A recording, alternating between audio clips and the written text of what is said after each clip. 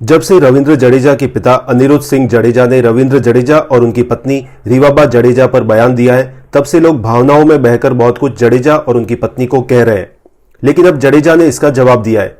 अपने पिता के इंटरव्यू पर रविंद्र जडेजा ने ट्वीट में लिखा कि पिताजी ने जो बातें कही है वह अर्थहीन और पूरी तरह से झूठी है और ये एक पक्षीय बात है जिसे मैं पूरी तरह से नकारता हूं। मेरे पास भी कहने के लिए बहुत कुछ है, लेकिन मैं पारिवारिक विवाद को सार्वजनिक नहीं करना चाहता। सच यह है कि रविंद्र जडेजा के पिताजी एक सिक्योरिटी गार्ड थे और बहुत ही गर्म मिजाज वाले और छोटी छोटी बातों पर उत्तेजित होने वाले व्यक्ति थे।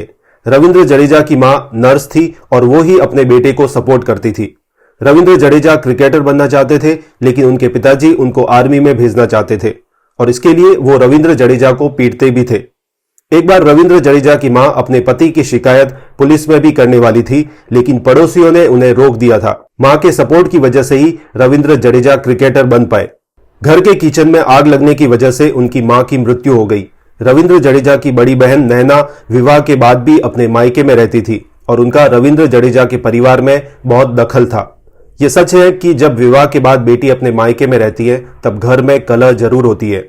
जब रविंद्र जडेजा की पत्नी रीवाबा जडेजा ने बीजेपी ज्वाइन की तो रविंद्र जडेजा के पिता ने अपनी बेटी को कांग्रेस में शामिल करवाया और अपनी पुत्रवधू के सामने अपनी बेटी को कांग्रेस से टिकट दिलवाकर चुनाव मैदान में उतार दिया था। इस वजह से घर में लड़ाई झगड़े और ज्यादा बढ़ गए। तब रविंद्र जडेजा अपने पिता और अपनी बहन से अलग होकर अपनी पत्नी के साथ रहने लगे थे।